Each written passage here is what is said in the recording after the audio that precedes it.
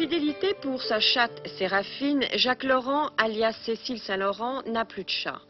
Mais il accourt lorsque l'un de ses amis lui demande de s'occuper des siens. Depuis 7 ou 8 ans, ou 10 ans, même dans presque tous mes romans, il y a des chats, parce que je porte le souvenir d'une chatte que j'avais. Et dans les ensembles flous, je l'ai appelée Ange, ce chat, mais ma chatte réelle qui est morte s'appelait Séraphine. Alors un séraphin et un ange, c'est un peu la même chose. Alors je lui ai donné ce substitut comme nom, puisque je continue à porter éternellement le deuil de cette chatte que j'ai tant aimée et qui est tombée d'un toit. Et vous l'aviez eue comment, cette chatte? C'était une chatte qui était perdue rue du Bac. Et vous n'avez jamais remplacé? C'était toute petite. Elle était grosse comme le poing et elle faisait les poubelles de la rue du Bac. Et après, ben oui, j'ai des amis qui ont des chats. Je me suis beaucoup intéressé aux chats. Mais enfin, pour moi, je ne peux pas avoir un chat sans penser à elle. Je serai poursuivi jusqu'au bout, je crois, par le souvenir de cette chatte qui, je crois, était un des très grands amours de ma vie. C'était une entente sans parole, une entente totale. Je crois que deux êtres n'ont pas pu être plus proches sur Terre qu'elle et moi. Vous avez vécu avec des femmes, bien évidemment, et vous préférez les femmes ou les chats? Ou cette chatte? L'un n'exclut pas l'autre, mais je crois n'avoir jamais eu, avec aucune femme, une compréhension silencieuse, tacite, comparable à celle que j'ai eue avec Séraphine. Vous préférez les chats aux chiens, pourquoi? Vous savez la réponse que faisait Cocteau. Cocteau disait « Je préfère les chats aux chiens parce qu'il n'y a pas de chat policier ». Ça a l'air d'être une boutade, mais ça va plus loin que ça n'en a l'air. Moi, j'aime beaucoup les chiens. Je me suis beaucoup intéressé aux chiens dans ma vie. J'ai beaucoup d'amitié pour les chiens. Mais en général, les relations sont beaucoup plus simples avec un chien. Même si on est dans une entente parfaite avec un chat, il y a toujours une petite part d'énigme qui subsiste dans ses yeux, dans son maintien, dans sa... un chien finit par être à votre service. C'est pas du tout des relations de maître à animal qu'on peut avoir avec un chat, c'est vraiment des relations à égalité totale. C'est pour ça que c'est plus extraordinaire que les relations qu'on peut avoir avec un chien, me semble-t-il.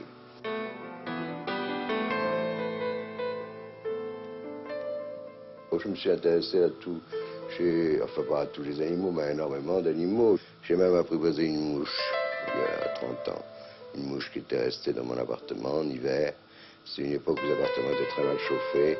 Alors elle se chauffait en restant sur les globes électriques où elle avait un peu chaud. Alors je lui mettais du sucre dilué dans de l'eau. Et j'ai gardé cette mouche, elle est morte au moment où j'allais pouvoir la relâcher, au moment où le printemps approchait. Et elle me connaissait bien. Quand j'écrivais, elle se posait sur ma main. D'abord, ça lui tenait chaud. Et une fois, elle s'est enivrée. Elle est tombée dans un verre de Porto. J'étais en train de boire. Et genre, je l'ai sauvée avec une cuillère. Et ensuite, elle a mis 1 heure ou 2 à s'essuyer les pattes et les ailes. Et puis, quand elle s'est remise à voler, elle était saoule. Alors, elle volait comme ça.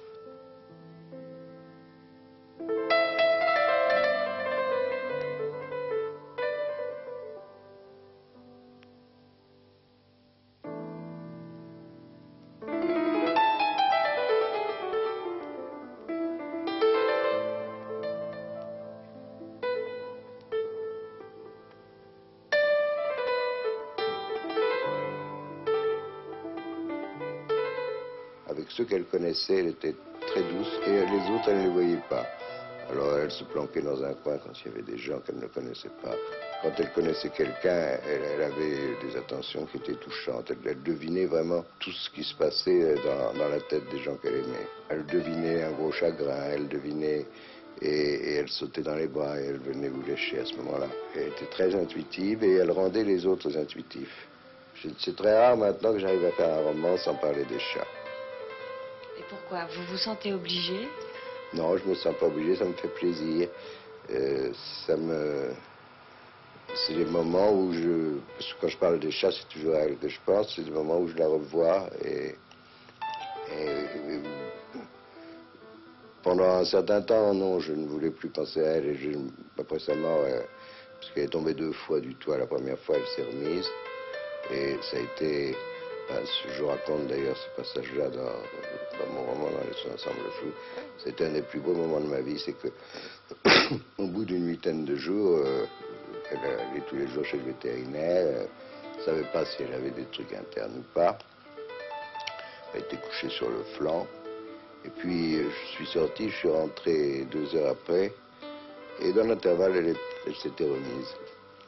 Et j'ai entendu en entrant un ronronnement de loin, et je suis arrivé, et au lieu d'être couchée sur le flanc, elle était assise.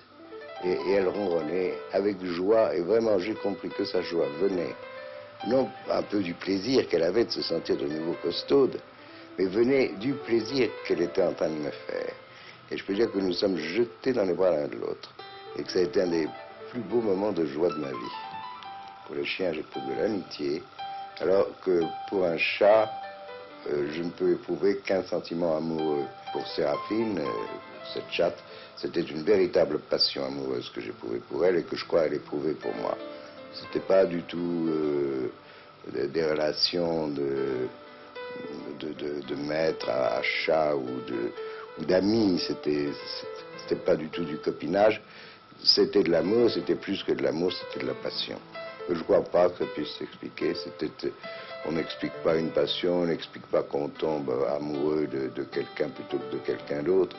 Eh bien, il se trouve qu'il y a eu entre elle et moi un lien que je ne peux pas analyser et qui n'en était que plus fort, justement, d'être si peu compréhensible, que ce soit vraiment je ne vois pas d'autre mot que celui de passion amoureuse qu'il y avait de ma part envers elle, mais aussi d'elle envers moi.